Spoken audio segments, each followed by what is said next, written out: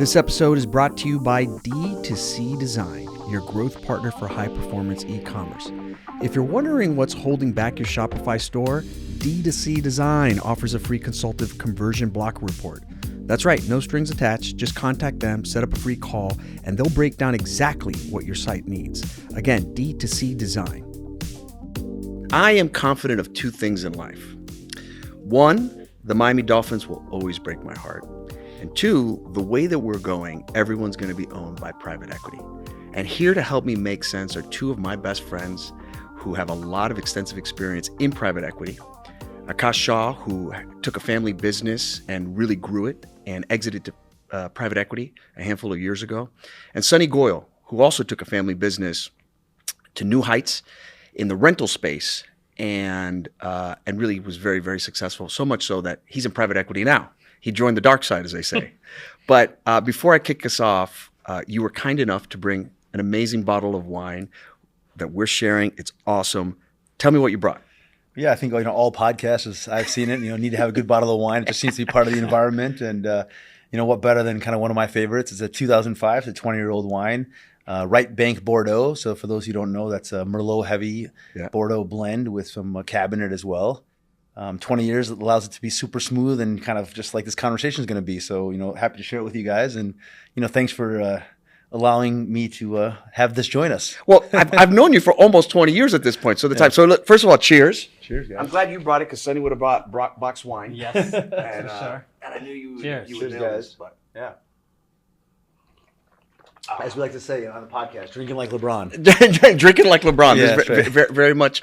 And hopefully they have as many hot takes as LeBron does on his podcast. So specifically, Aakash, your journey into private equity and why you decided to specifically sell to private equity and the lead up, if you can, just walk me through it and the mindset that you had of, why was PE the right choice for you? Yeah, for sure. Well, I think Sonny and I are both, blessed, obviously separately, that our parents had businesses. Yeah. I mean, I think family businesses can be a blessing and a curse. But in our cases, we had a business that we could grow from, and I have a younger brother as well. And the business basically, was kind of a struggling business when we joined. Mm-hmm. And I joined first in 2003, and my brother followed in 2006. But luckily, with a lot of hard work, we grew the business, we scaled the business, and like anything, as you grow, you kind of need more investment if you want to keep going. And we thought, I thought as CEO, after running the business for several years, there was a lot of potential. Yeah. And so I had to make a decision. My father was getting closer to retirement age, and he'd done a great job starting the business, being an immigrant from India, and really didn't take any money off the table he just kept reinvesting. My brother had kind of decided he wanted to go on to other ventures, and so he had left the business. And so, it's what do you do? It's a typical kind of dilemma in a family business is, one person wants to stay and run the business. That was me and built, continue to build it. Father was willing to support, but I felt like he should have some liquidity. He should benefit from what he's created from all these years. And especially my brother also, he wanted to invest in his business. Yeah. And so we had this need for liquidity. Look, we could talk about all the different options that we could have had. I could have taken on a lot of debt, from the banks, and I could have bought my brother and my dad out.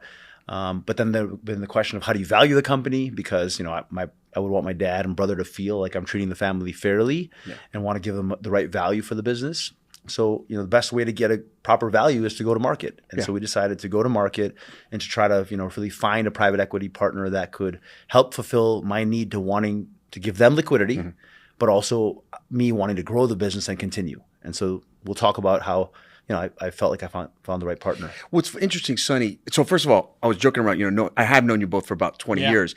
One of the things that I've enjoyed the most is watching the ride, where you guys took that business. And along the way that people don't recognize, I got a front row seat to it, is how much you guys busted your ass. I remember I'd call you guys, you're like, dude, I'm on a trip to India and then I got to fly to China. And then I'm like, wow. And I thought I was grinding. You guys really grind.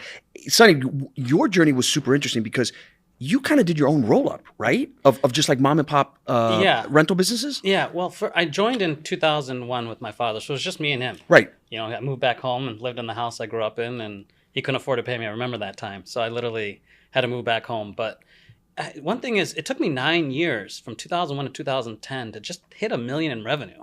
Like that's how small I was. Yeah. Like it's how small I was thinking actually. Because I moved back home, we were delivering out of our house. I got him out of the house, got a little retail shop down the street. And little by little, just with the cash flow of the business, he slowly started paying me a little bit more. He started making a little bit more money, and we slowly built it. In 2010 is when I took full ownership of the company. And again, we're only $1 million in revenue here. Right. Tiny. And maybe 6 employees. And that's when I joined EO, Entrepreneurs Organization, which we all, were members of. And that year, 2010 to 2014, everything changed for me because then I really got to meet people like you. Yeah. Which is when I met you, and realized what it meant to really build a business versus working in the business and just cash flowing it. It's the way my father did it, for decades. And so through EO, and I saw, people in my forum, and I saw another buddy of mine actually acquire a company. He borrowed money, and I saw him do that. And I was like, dude, I want to do that. Yeah. And so 2010, I started growing, by the way. After EO, went from $1 million to 2 to 4 to 6. I started scaling organically. But then when I did my first acquisition in 2014, I went to a traditional bank. It was a buddy's bank from my EO group at the time. And, I was able to borrow, I said, I need to borrow millions. Yeah. The guy looks at me, he was 6 foot tall, this banker. I was like, looking up to him, like, hey man, can I get some money? I want to buy this company in Vegas. And he's like, sure, but I'm going to own you. I was like, sure. And after I did that first one, I realized the value. We started growing pretty intensely. But after acquiring the first one, and it's a small industry, multi-billion-dollar industry, but a lot of mom and pop players. Yeah. After I did my first one, I did my second one. I want to do my third one, and basically I kept going to the banker. He's like, "You can't borrow anymore, man. Like, you are personally guaranteed to the max." Right. So yeah, that's when the whole thought process of going to the market, because again, at that point I joined YPO in about 2015ish or somewhere around there.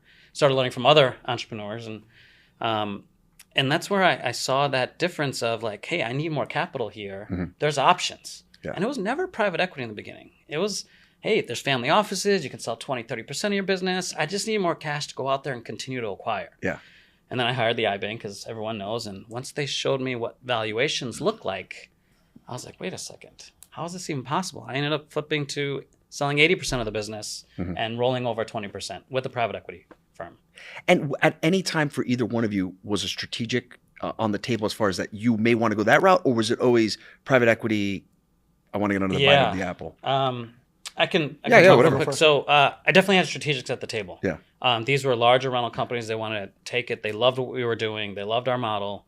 But the thing about that was then they basically take over the company. Yeah. I become an employee and I work for them. Yeah. Versus the private equity side, when I saw that path, I wanted to keep doing what I'm doing. Like, I loved it. And I love the industry. I love the people. So the private equity path gave me the opportunity to still be the CEO, still run it, still make my decisions, but they had the capital to support me behind me to go out there and do the other acquisitions that I wanted to do.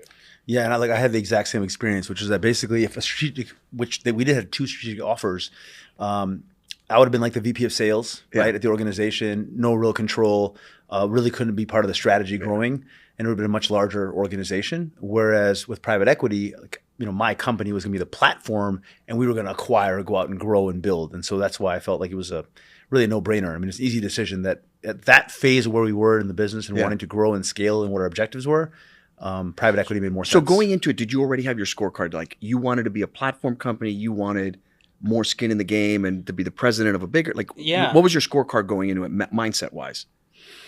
I'll go first. I mean, look, I think because it was a family business, number one was absolutely about culture.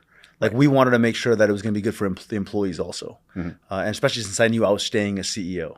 But yes, right after that, it was that I was going to be CEO, that it's going to be, growth oriented. Because I think, that there are some companies out there, private equity, that get that rap of like, they just come in and cut costs, right? They change the company completely. So we really wanted to make sure we partnered with private equity companies that had demonstrated they've kind of scaled family businesses while maintaining the culture, taking care of the people, right? So that was very important to me. And then, of course, that they had a track record of actually growing. Not just, hey, look, what's your strategy? But they were going to bring some value addition to the boardroom and then go out and do acquisitions and scale and really kind of take the company to the next level. And how did you guys do due diligence on these companies, right? So they all promise you the moon, but you're right. Like, how do you test the culture? You can always do reference checks. And by the way, like, one of my big ones is, are they good at other acquisitions, right? Because you could They may make 2 or 3 really good ones, and then they bomb the next couple. You're stuck. Yeah. How do you do the due diligence? So I'll tell you, I didn't do very good diligence. Okay. I didn't know what that meant, Right. at the time. For me, my biggest thing was I've been doing this for 20 years. Mm-hmm. I've got 5 more companies that want to be acquired. I successfully did 3 of them, and you've seen that. And my biggest thing was the private equity firm that I partner with was very clear. They weren't entering the business. And we all agreed on that. Like, hey, Sonny, you run your business. We're going to support you. You're going to have some, a board of directors that you're going to report to. Like, all the boxes checked that way. Like, I can still continue to do what I do. Mm-hmm. I'll continue to prove out my numbers and make sure that you guys will see the growth, but just don't enter my business and let me run it. That was my diligence, and that was the promise that I was given, and that was the promise I had. Yeah. I would add, I had probably a little bit of different experience in that case, which is that our iBanker, got us a lot of offers. So we had approximately 15 private equity offers and 2 strategic offers. And so what I did at that phase was I actually talked to some of the portfolio company CEOs of the private equity company and said, look, just tell me what it's like to work with these guys. Do they build the business? Like, do they invest? Do they cut costs? Yeah. Did they do what they said they were going to do when you were in my, what's it been like? And I think that it came pretty clear, because you might think that, okay, well, you're only going to get good references. Yeah, yeah. CEOs that are frustrated with their private equity companies, they're gonna you can read it pretty quickly. Yeah, like, oh, they changed my this, or they don't listen to me, or blah, blah, blah. So, I had some really good, I would say, like CEO interviews that made me feel comfortable with my decision. So what did they bring to the table other than they can stroke a big check for an acquisition that you couldn't do? What did they bring to the table that you were like, this is great? Well, I'll tell you, post acquisition of my company, I got on the inside minds of what private equity guys think. Right. Or from the board to the financials. Like, I learned so much over the course of those 2 years of the way private equity views the world, and it's crazy, but it works. Yeah. When they talk about financials, they talk about financial engineering and how they show the numbers. Like, I was inside of a matrix of spreadsheets that I generally am not. Yeah. And from an operator perspective, right, that we've been building a business that I've done for 20 years, and then I couple that with the financial piece of it, and I saw how those two came together and what I needed to do to build value for our people, our employees, our shareholders, the private equity firm, and everyone across the board. It clicked to me to see that connection, which I would never have seen before. So they taught me a lot of how to think about building value in a business versus I was always just, how do I build and grow and do amazing things, but tie it to shareholder return, tie it to financial return, and tie it to the long-term longevity of the business. Yeah. That's something I never had. I would add that they really help you professionalize. So many family businesses, even ones that I coach and advise today, right? They don't have, let's say, very deep financial functions. So same with us, we had like a bookkeeper, and my dad would sign most the checks. companies do, right? Yeah. We didn't have a CFO or a controller or any of those kind of things. And so private equity really helped us kind of get that better financial structure in place. And then they just help you scale yourself, essentially. I mean, many entrepreneurs, right? They wear 6 hats, they do so many different things, and that's great, right? Until it's not, because now they want to take a vacation and they can't, right? Or they want to take, do something else with their life, and now they realize the business is too dependent on them. Private equity really helps you essentially scale yourself and kind of build a few different layers. Now, these are all things that, frankly, as family businesses, we all should be doing anyway. Right. But private equity kind of gives you that confidence because it's someone else's money, effectively. I mean, it's partially your money because you have X amount of shares in the company still, but it's a bigger part of their money. Yeah. And so you're kind of working with house money a little bit, and they just give you that little bit of confidence that you need. I mean, look, if I had to do it again, would I have maybe taken on debt? Who knows? Who knows, right. But they certainly helped me kind of just feel empowered to go out and grow the business. But you also deleverage a lot of your risk, right? So from that standpoint, you take chips off the table, and then hopefully in the background, you don't have any horror stories. Were there things that you were like, dude, like, what are they doing here? Situations, either key personnel, maybe looking at a deal that are trying to bolt onto that's not core to you, that you were like, oh my God, what's going on? So I'll start on that one because as being in a family business that's bootstrapped where you're like watching your expenses, right? Like, I mean, I was, staying in like the super low end hotels even just to kind of preserve cash. Yeah. And then to watch these guys walk in day one, right? And kind of spend money like it doesn't matter. Yeah, you told me this. That's really hard. I mean, it's hard. Like flying first class everywhere. Yeah. And like, look, that's hard, especially IMAX. as a child of an immigrant, right? Sure. It makes it even worse because our parents didn't grow up that way. And so it was hard watching certain expenses. Mm-hmm. And look, I get it. They're treated as an ad back. Doesn't really hurt your specific performance, but it's still cash. It's still cash, and right. I'd say the things that bothered me early were things like market reports. They'll spend lots of money on market reports, which, by the way, having been in the business for 16 years, like I am the market report. Like, how about you ask me first, But anyway, market reports and consultants. And I thought it was a little extreme. Yeah. However, I would say, you fast forward when we get to that exit and you look back and you say, you know what? In the whole scheme of things, right, they didn't bleed the company of cash to the point where we couldn't operate, right? And they didn't take crazy debt, right, where we were ever like feeling like I couldn't sleep at night. Yeah. And so in the end, I think the decisions they made scaled the business and got us to a great exit. So, the system worked, but it was hard to digest in the short term. At the time, right. Yeah. So you've done it twice now. Yeah. So from the first time to the second time, what are the big differences? And you're only 2 years into the second one? Well, 3 years now. 3 years now. Like, what are the big differences? I mean, like anything, I think. So the first time we were, let's say, on a private equity fund that focused more on small to medium-sized businesses, which we were. Right. This new one focuses on larger businesses. And so, like you guys can probably imagine, large doesn't necessarily mean bad, but large does, in this case, mean bureaucratic. Right. And so they have added a lot more costs than I'm comfortable with. I'm still on the board. I voluntarily stepped down as a CEO when we were selling the second time. And so they've added a lot of cost, and they have also levered up the company much more than I would have been comfortable with. Right. Again, it's not in my control. They're more experienced. They have a larger fund, so they're comfortable with it. But the company has experienced some cash flow issues. So, for example, for the first time in the 45-year history of the company, the company needed a capital infusion. Like that, to me, that was telling that you guys are probably spending too much money. Yeah. Look, same thing. I'm hoping 2-3 years from now when we exit that it was just a little bit of panic in the short term. But they are spending a lot of money, in my opinion, in things that they probably don't need to. And I think they'll come to that realization on their own. Sonny, looking back, if you could do something different, what would you do? Yeah, it's looking back as far as selling. Deal structure. Looking back, I got to tell you, I had the right deal. There's no doubt about it. Yeah, I know. I had the right deal. I had the right structure. I want to piggyback on what he said about the cash spend. What I've come to the realization is exactly what you said. Private equity, from my experience, throws money at problems, or they throw money at consultants. I remember this one clear example. This consultant came in. He's like, I want you to talk to this guy. He comes into my office, and great guy. Like, so what do you charge? If you want to help do some analysis. He's like, about $30,000 to $40,000 a month. I said, a month? I said, okay, I appreciate that. And I remember I go to the chairman. I was like, hey man, do you know he said 30 grand a month? Is this guy God? Yeah. And he's like, yeah, I thought it was a little too high. No. And I'm loud. I was loud. I was like, absolutely not. Yeah. Well, I can hire 3 people from Accenture for that price. Right.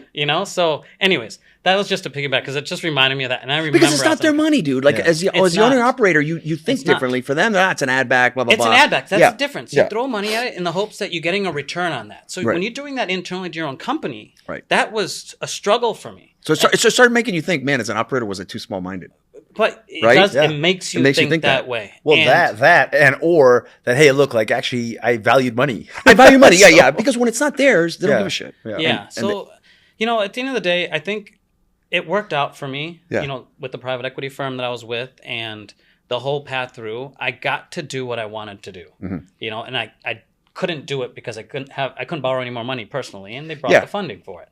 So it was a good outcome.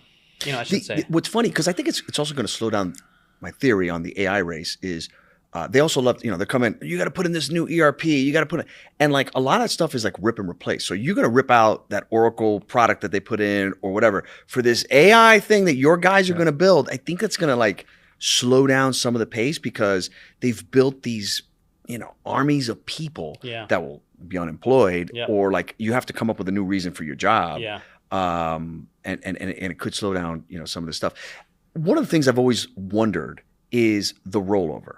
Right? So A, give me a percentage of how much you had to roll over. And then B, how did you do due diligence in what that rollover, like what's in that pie? Because they're like, oh, great. But I was like, I don't know what's in that pie. There could be 5 good companies or 5 dog with fleas. Like, how did you do the due diligence and percentage you rolled over?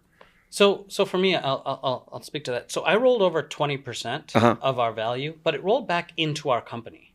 So it wasn't into another fund. It wasn't like I invested into their fund separately. I still own 20% of the business. And that was my rollover stake in that. So the diligence at the end of the day, which is what kept me motivated at the end of the day, right? That's what they wanted from me also.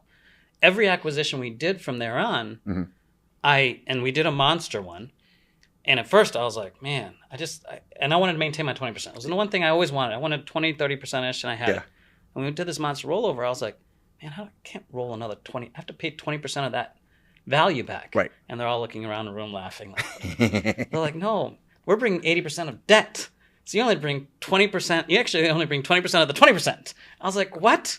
So it's interesting how they use leverage, but all of the rollover for me was always going back in the business. And these guys, they leveraged. I mean, it was debt upon debt upon debt. And I saw that. And I didn't really understand it till I got inside. Did I understand it? But we were fine because we were a cash flowing business, and it was able to support that. But that was where my rollover kind of sat. So it always sat there until the exit. Yeah, I remember when you were going through it, like the cap table and the financial engineering. I'm like, dude, like I'm lost here. Like, what the hell are these people doing on top of this and the mezz finance? I'm like, I don't know. Like, what is this all about? I mean, how about you? Did they make you do a certain percent, or you wanted, or and what flexibility did they give you? Yeah, so the first time it was basically I rolled as much as I could. So I was because it was a family business. So I owned 40% of the original company. My dad owned 30%. My brother owned 30%. And the only reason I owned more was because I was the CEO for X amount of years, and so that was kind of the structure we came up with.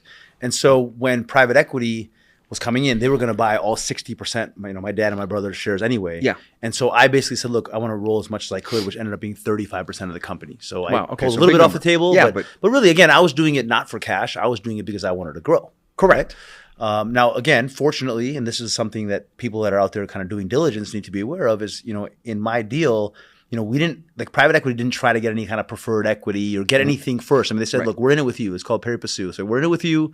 Like whatever you get, we get. Now, the only thing I didn't know, which I learned from Sonny, is I didn't know about certain deal fees and things. So like when you buy a company, was the other thing. Yes. They get some deal fees and stuff. Look, I think theirs, in my case, it was reasonable. Had I known what I know now, I might have said, hey, look, I'm the CEO helping you on these deals. If you get a deal fee, I should get a deal fee. 100%. Right? But that's something I didn't really kind of know up front. Yeah. But I still don't think I was taken advantage of. I think it was a very fair outcome. But yeah, I mean, they also put mezz debt on the company, which, it would have been nice for me to get that opportunity to say, hey, look, if you guys are putting mezz debt and getting whatever 12% interest, I want the opportunity to do that as well. So there's probably some things as an owner the industry is not as transparent about. I don't want to pick out any one private equity company. I think they just think that's just business as usual. Maybe they don't offer that to owners, but I think owners should know what are the private equity guys going to be getting out of this deal, and if you can do it, then you should try to ask for those terms as well. Yeah. Okay, Sonny, about fees. Yeah, so when I didn't understand private equity in the whole world or fees, as you just mentioned, like how you talked about the fee structure. And when my deal, before it even closed, I got the whole outline of the funds that was coming in, the use of funds, from lawyer fees to all this. And then I saw this 2% fee. And I was like, what's this fee here? And it was significant. Yeah. And they're like, and then I forgot who explained it to me, but someone was like, oh, that's the fee the PE firm charges. It goes to them. Yeah. And I was like, that's ridiculous. Like that's company money. Right. It's coming in for the company to use for the company. And I had a big problem with that. And I was like, and I remember, and I thank God I made the right call, because I had a mentor at the time, and he's like, listen, you're going through this, it's normal, but it's go ahead, talk to the PE firm about it. And I got him on the call. I'm like, hey man, this is a lot here. I know it's coming out of the company funds, but it's still the company funds. And he goes to me, he's like, Sonny, I just got you X number of dollars. You don't think I should get paid for that? I said, yes, you should. And I hung up the phone. And my mentor's like, thank God you said that, because if you didn't, you'd be done. Yeah. Really? But she's right. But you negotiated a bunch of fees, if I recall, no? After I saw that, thank God I said that first. Right. Then I was like, well, wait a second. We're going to do all these acquisitions. I'm doing all the work. Right. I'm actually sourcing them because I know them. Yeah. I'm going to be the one implementing them. Yeah. So I want, and I own 20%. So I want 20% of your 2% fee. Like, I want 20% of the 2% fee. Yeah. Like, no one ever asked us for that. I was like, I know, but I'm not nobody. Yeah, right. And then he's like, okay, fine. So I got it in my contract. And then we did a monster acquisition. Then the fee came in. And I was like, yes. And it worked out. But just so you know, they didn't take 20% out of their 2%. They just added it to the top. So yeah, I mean, it's all engineering. Again, these are all just watch outs. Yeah. And so this is related to fees in the sense of ad backs, right? Yeah, so again, for those out there that don't know, ad backs are basically, money they spend that they say these aren't really expenses because we're only doing it one time. Right. And so it's not really how the business, going forward is going to operate, this cost, so we don't count it. Yeah. But it's still cash. Right. And what really got me, especially from a family business, is like they'll pay $1 million for a consultant, right? And they'll say, that's an ad back, don't worry about it. And then your poor family member who worked his or her tail off, right? They'll freaking screw him on the $20,000 bonus because that's actually a real employee cost moving forward. So we're not going to pay him or her the $20,000 that they may have. It's a gray area because it's management discretion. That $20,000 bonus that they may have deserved, we're not going to give it to them because that's an employee cost moving forward. Wow. But we spent $1 million family member to become a consultant. Set up your own little consulting by the business. way, one of the family members ended up doing that. And he charged the company high for that because he left the company and then he wanted to come back as a consultant and he was going to charge them pretty high because exactly that point. Wow. Right. And so that, again, I think at the end of the day, it's like you're doing business. People are doing business with people. Yeah. Just be fair. Yeah. Just be fair. Right. Be transparent. Yeah. But they want to squeeze every last dollar out. And I'm not saying all of them are like that. Right. I've had both experiences. Yeah. It's hard though, you want to be fair too. I get it. And again, I'm not as an operator. I'm talking as a investor in private equity. Yeah. Some of the other things that what I'm seeing in some of these companies and CEOs specifically, you have to understand. I understand employees are. They're number one. Obviously, the company's not there without them. Without them.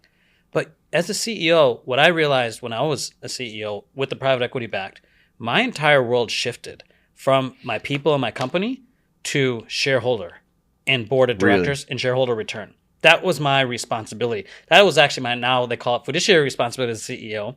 It wasn't about that single employee anymore. It's about shareholder return. And your mind has to shift. And it's not easy because I'm like, this is my people. This is my company. Like, I believe in this. But at the same time, I'm pulled in the other direction. I got to get these guys a return. I met with their investors. They interviewed me. They put money behind me. I got to get them their return too. So it's that balance that you don't know how to handle, and you got to learn how to handle it pretty quickly. That's a great point. And by the way, you call this the happy customer channel. I mean, customers often, when it's private equity transition, customers sometimes get So shacked. talk to me. What does that look like? Like, what did that call look like? So you sell the business, you call them, and you go, hey, I'm backed by XYZ private equity. Don't worry, nothing's going to change. Like, what did that look like? And by the way, did things change?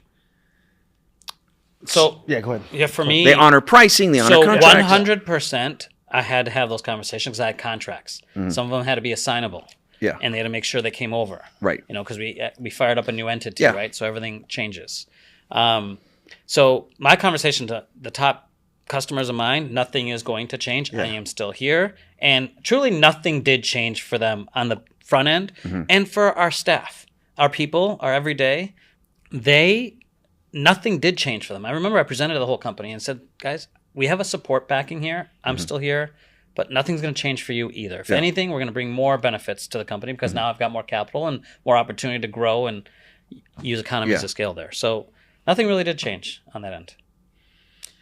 I mean, things changed. I mean, really? I would say, again, not trying to be like, self-promoting. Yeah. But because the first time I was part of the growth strategy, I was a CEO, I talked to customers and I said, listen, like, nothing's going to change, In fact, we're going to be offering you more products. We're going to do acquisitions, right? We're going to actually have more options for you, and this is why it's good for you as a customer. And actually, that actually happened. So things were actually changed for the better, right? And I'm not saying it's because of me. I'm saying it's because there was alignment between the CEO and the private equity group because we agreed this is what we are doing. Yeah. Now, the second time when I said, look, guys, hey, things might change because I'm actually not the CEO. Yeah. I'm just a board member. And the new people coming in just – it's not that they don't care. They just actually don't necessarily know yet how to get certain things done.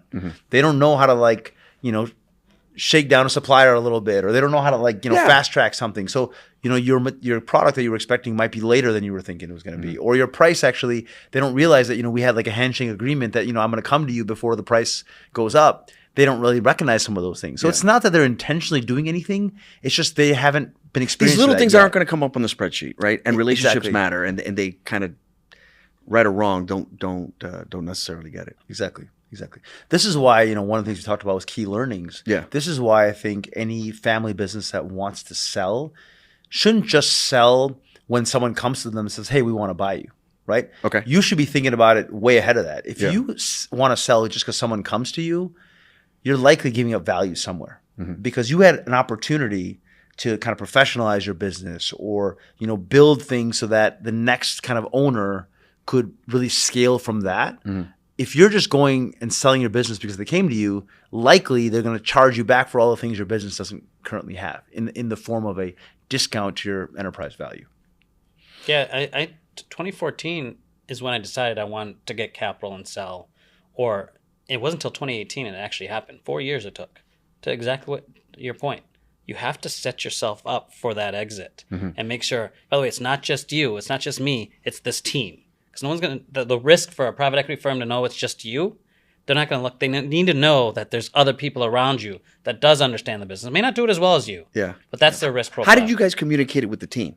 They're a part of every step of the way. Yeah. Okay. So when you put up the for sale sign. Yep. My management team was involved. The management They team. understood what not we the needed. Not every middle day, management. Not the rest of the team, Yeah. but really the leadership team that we had was involved in every aspect of it and every management presentation. And they understood why.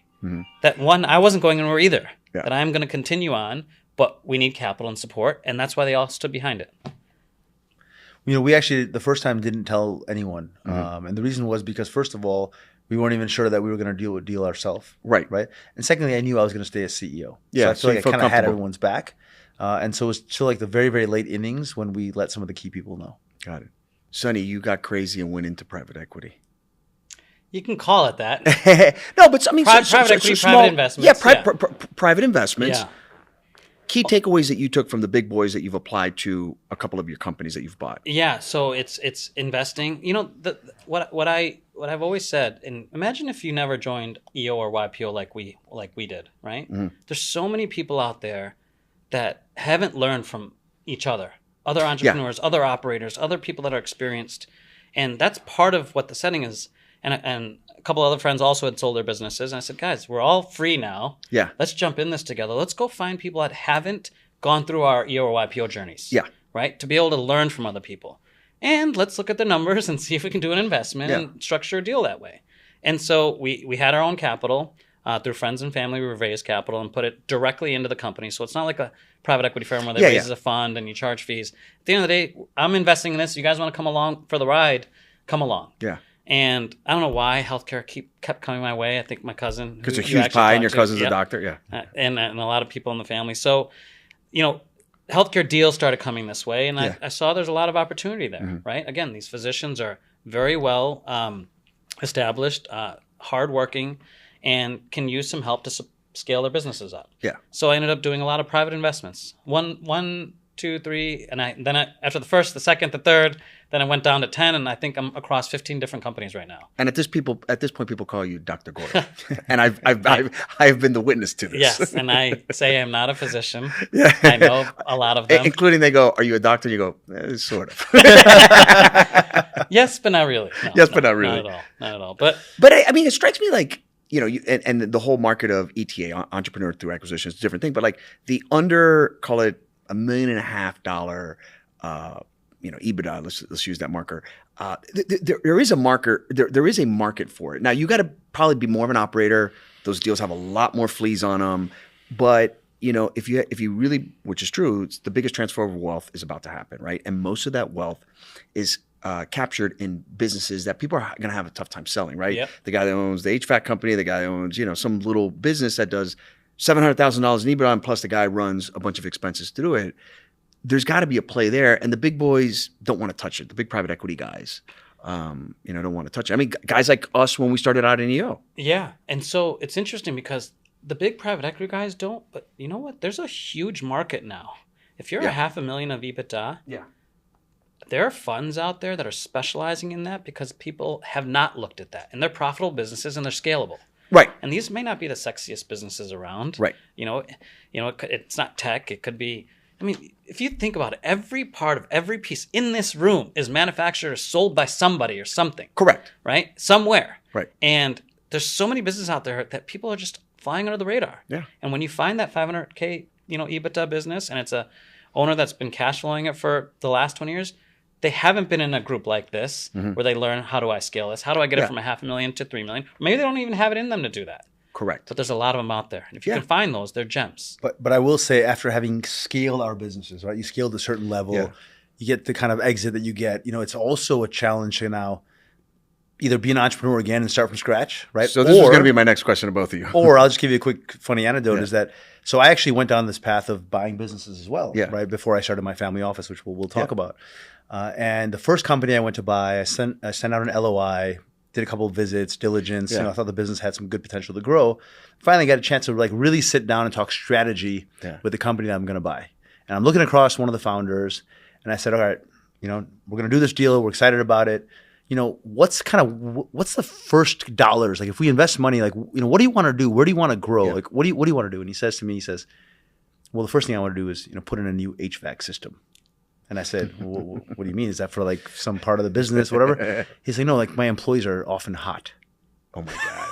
And oh my God, that's your growth strategy? Yeah, running a sweatshop. I think it's a good fit. And that was the end of that deal. So the point is, you want to make sure you partner with guys that are actually know how to grow their business. Right. So, I mean, look, both of you guys are young and you're talented and you're full of life and full of energy. But what does round two look like for you? Because we've had this discussion. Yours a little different. You're investing a lot of. I'm looking for round three. You're looking for round three. But I mean, Aakash, you CEO, you're on a couple different boards. What do you think that looks like? Because buying a little small business now, you got to sign up for the headaches, right? And you're back to when you were 32, and jumping on planes and arguing with clients and dealing with HVAC systems. Well, it's a slightly longer answer. I think it requires a little background, but I'd say you think about family business, and I think a lot of people will resonate with this. Is you think about legacy, and so I often felt like, okay, my parents created this family business, probably thinking that this will go on forever, for sure. And here come in the second generation, and they sell the company, right? Yeah, but they don't want to do it. And so do I then owe to my kids that same kind of culture, that inheritance? That, hey, they should have had a business to run. I just killed that next generation potentially. And so I've always had that feeling that, okay, no, I should start another business so I can pass it on to my kids. But as we all know, look, the next generation, they have their own interests. Correct. I can't assume that whatever I start, I could start a wine business, that's what they're going to want to do. Right. And so I kind of bounced around a little bit, looked at acquiring companies, did a lot of different investing. And I really just then, therefore, came back to family office because family office essentially now is an investment company. Right. We made a tons of investments. The kids can now come in and either run that if they want or hire a professional to come and run it and do their own thing. So I feel like I've kind of, at least for me, come with a happy medium of what I could, do. But to answer your question, I sit on some boards still. Some of the investments I've made, I've been able to get a board seat, so I try to add value through those investments. And then I'm proud to say, I guest lecture at business schools. I know. And that's been great. and you got to come see them because that's actually very rewarding, kind of paying it forward to the next generation. They have great questions about how do I sell the private equity? How do I scale my family business? What was it like? How do I talk to my dad or my mom? And how do I talk to my uncle? Right. And so these have been great conversations, and I'm really having a good time doing that. On the family office side, I mean, how do you go about sourcing deals? What do you look at? What do you stay, specific to your background of distribution chemicals, or do you what does it look like? What's your criteria? What's your scorecard? Yeah, I mean, that's a great question. I mean, I think if anything, the reason to sell the business was because everything was in chemicals, right? That if you think about our net worth of our family, right, everything was in that industry. Yeah. And so the beauty of having a family office is you take a step back and say, look, I want to be much broader now.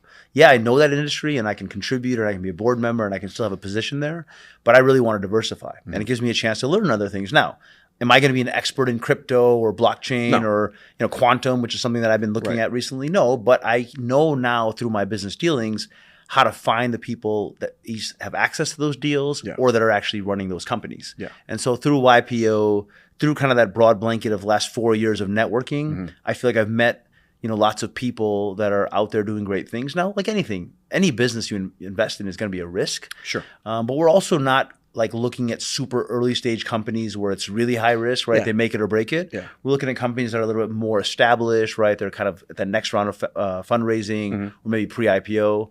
And that's kind of the approach that I'm taking now. What about you, Sonny? I mean, you've made a ton of private investments. You're a little more hands-on. You're the operator in some situations. Yeah. What does it look like? What's your criteria? I'll take, I've done what Aakash is saying. Yeah. I wouldn't say they were more venture, more earlier stage. Right. And one thing I've learned with a lot of people, unless I'm in a control position where I can control the company or control the operator, they just don't always listen from experience. Yeah. They have to trip up on their own. And it's hard to invest in a company, see that they're not listening, and from my experience or other people around them that I surround them with. Yeah. Then I see them trip, and then they come back and they get back up and they keep moving forward. So fast forward, I've been doing this now for 5 years almost. And my approach now is after, I'm operating a few of these that they're going to be sold probably by the end of the year. So it'll be a good outcome. Yeah. I go back to my industry. My non-compete's up. Right. And all those mom and pops that were out there, or all those individuals, they're still out there. I already started the outreach. Yeah. I take the opposite approach of, it was in this chemical business like for you. Yeah. My world was this rental business, and I keep getting drawn back to it every single day. And so that's what's going on in my head. I call it round 3 for me, because once I get past all of this and the investments, and they're doing well, and they're gonna take their own path and their own shape.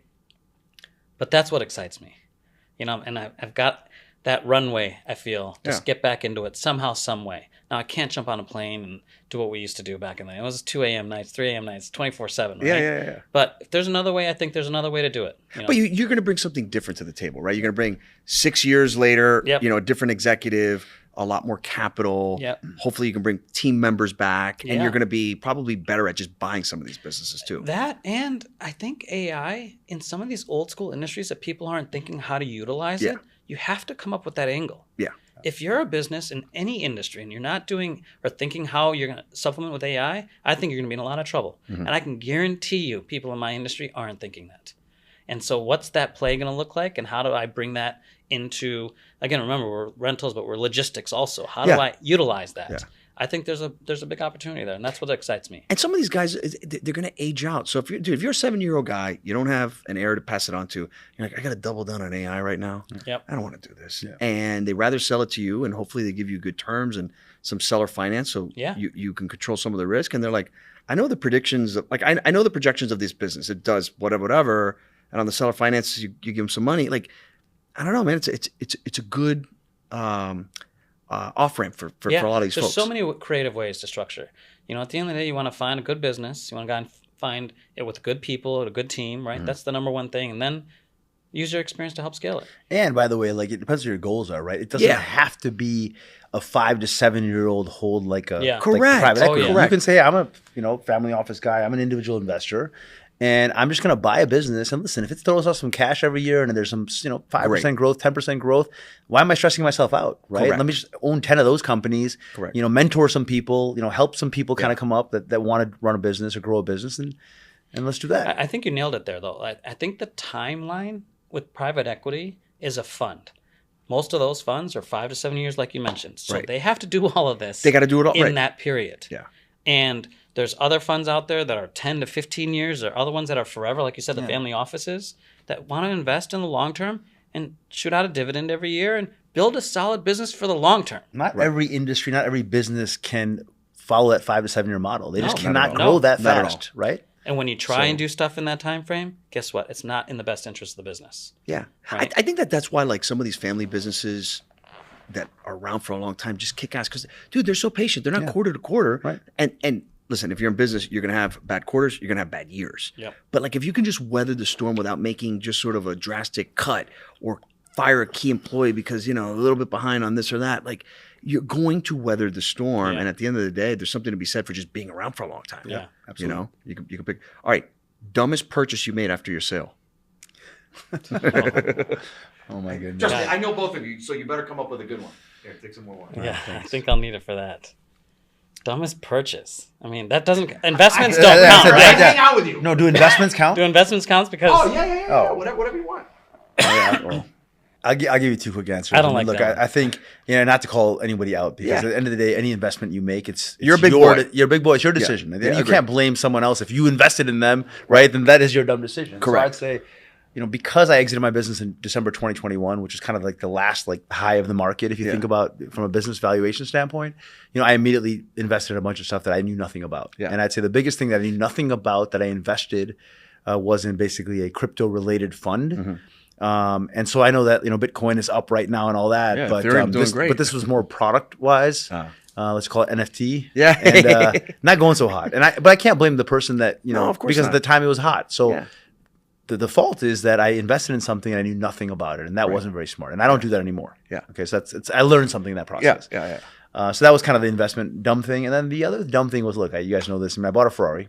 I bought a Ferrari because I always wanted to have a Ferrari for, I don't know why. It just sounded like a cool thing to do. It was a cool Ferrari. It was a cool Ferrari. I'll give that. But, your kids always kind of bring you back to the ground. And Sure. my kids did not want to be caught dead in that thing. And it Really? was kind of like one of those things. Listen, have you forgotten everything you taught us growing up, which is to be humble, to stay grounded. Yeah. And it's like I forgot for a second. Yeah. And so thankfully to my, at the time, 12-year-old, right, and 10-year-old kid, they reminded me of that. Uh-huh. And so we got rid of that thing. How many miles did you have on it? Not even 1,000. Yeah, I mean, it was awesome. And you never did that big famous. You were gonna drive it across the country with a bunch of other Ferrari. We did owners? do that. Oh, you did do before I that. got the original Ferrari. So because my Ferrari didn't come on time, it was custom made. Yeah. They gave me a temporary Ferrari to drive across the country, which was awesome, great experience. Yeah. I would still do that as an experience with somebody else's Ferrari. Rent the Ferrari for a week. But I just think at the end of the day, look, if you tell the next generation to stay humble, stay grounded, and then you pull up in a Ferrari, it doesn't fit, doesn't resonate. So, and at the end of the day, it's just stuff, right? And it's one more anchor you have. Yeah. It's funny. You said that that story about you cashed out and then you did all these private investments. That exact same story I've heard, and we have mutual friends, did the exact same thing. They got out and they invested in a bunch of private deals they didn't know about. They didn't have a lot of transparency. I can't think of one that panned out. And they've all told me the same thing. They're like, man, I should have just been more conservative. Maybe invested in a fund of funds. You're not going to do due diligence on these. And then they're like, I also invest in these private companies that I have no control over and not a lot of visibility. And almost all of them, I can't think of one that panned out for those guys. Yeah. That was the thing to do back then. And again, remember, interest rates were zero. Yeah. You weren't making money on your money. Yeah. So everyone was coming up with deals. You posted on the deal networks out there. You were getting checks. I mean, that's how I did my first raise. First you time got the money right away. I remember. I raised $3 million for the first time ever. I posted on the network. Yeah. It was to help recapitalize my cousin's anesthesia business, right. and it had a great return. And people started writing checks left and right, and they trusted me because one, I wrote a check alongside them. Yeah. I took certain positions on the as a board and as observer to watch the investments as it came on. But everyone was writing checks. Everyone was. Yeah. And now interest rates are up. People are turning around saying, listen, I'm making 8%. I'm making private credit deals 10 to 12%. Correct. That's good enough. Yeah. I'm not going to take that risk. Yeah. But, and to that point is look, you went from betting every day on yourself as the entrepreneur, right? Doubling down on yourself, which I think is a great bet for anyone out there. But at the same time, we'd also be a little bit a little overconfident if we can't imagine there's someone out there that can run companies better than us. And so the end of the day is, I think today, after things have now been settled, 5 years for both of us. Yeah.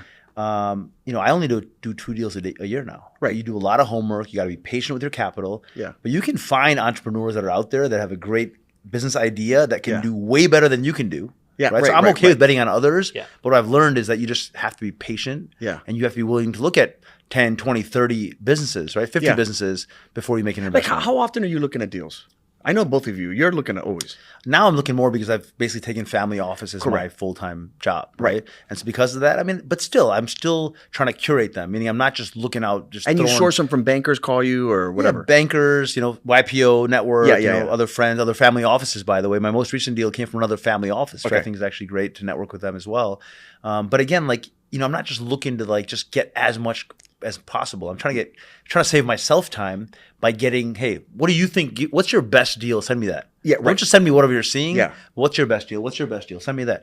And then so I'm probably looking at maybe 3 a week. And are you bringing in deals that you can bring value? Meaning, just to use the example, Yeah. chemicals, right? So, I would love, if I had a chemical business, I'd love for you to invest because you can pick up the phone and probably call 10 potential clients. Yeah. Just that alone. No, absolutely. So the company that I bought into that I'm on the board is also another chemical company. They make military coatings, for example. Yeah. So that's paint for marine ships and Black Hawk helicopters, and some other deals. I'm kind of networking with private equity. Those are also chemical related. So I have some bucket. Let's call it 25% of my portfolio is going to be in that industry. Okay. But everything else, yes, I can add value as kind of an advisor, as a former CEO coach, right? There's still things I can do, but I also know that sometimes they just don't need that. They don't need it. just They just need some capital, to and grow. they're doing my most recent investment is quantum computing. I mean, I can't add any value, right? Right. But you So- like the industry. Yeah, I like the industry. Yeah. Right. All right. We're in Chicago, a place I called home for 15 years. I always loved it for lots of reasons. The food, the people, everything. But I always loved it from the diversification of the business community. You have everything here versus a lot of cities are pigeonholed. If you go to Detroit, it's automotive and so on and so forth. If Chicago was a business and you were the private equity company, would you buy, sell, and would you roll over? So 2-part question. Would you buy or would you sell? And would you roll over? So for the future. You go first. You're going to call us out, and we're going to kick that out of our own city if we answer honestly. Hey, man, it is what it is. Look, I think it depends on what stage you're at in life. And I would just say for me, my whole network is here. My whole family's here. As much as it pains me to say it, I mean, I would roll over because I would try to help kind of continue to build the city and invest in the city. Because everyone I know is here. Now, personally, I like to spend more time where you are. Yeah, I was about to say, and I think you know coming that. from the I guy think that you him know and his that. brother always they want I to be in think you know Miami. that. So I think for me, it's like, look, I'm never going to forget where I came from. So Yeah. I'm going to support my Chicago. Yeah. But I'm also not committing to personally being here forever. But what? So if you're going to roll over, why? What excites you about Chicago the next 10 years? At the end of the day, in business, you're investing in people. Right. And it's a resilient city. And people and just kind of the Midwest roots. Yeah. I mean, look, who do I want to spend my time with? It's still people from here. Right. It's the best people. Yeah. More than My favorite- people like, I don't know, favorite people. I won't call other cities out, but people are down to earth, right? Yeah. When it's a community oriented, like people want to help each other. Yes. Right. And so that's kind of how I think of Chicago. It's a big city defined by its neighborhoods, pretty diverse. I mean, Yeah. look at the 3 people sitting here. And one of the things I've always liked about it is that it's kind of the capital of the Midwest. It right? is, and you gotta still look at Chicago. Compare it to the other major cities. Yeah. It's clean. It's clean. a beautiful city. Yeah. Forget about the entertainment scene because I think entertainment's everywhere. Everywhere. Chicago's phenomenal. Phenomenal. It's got everything you like. But at the end of the day, Chicago is home. Yeah. And just like you said, my entire world is here. Now I can't. The older I'm getting, the colder I'm getting. That's why right. I'm in Miami twice a That's month why I see in you all the January time. and February. We got to get out of here. Yeah. But I will never leave Chicago Yeah. ever. Our now whole again, world. and as an investor, as private equity, look, it's not the most friendly state from a tax standpoint, right? Right. So there's definitely things that you have to consider from that perspective.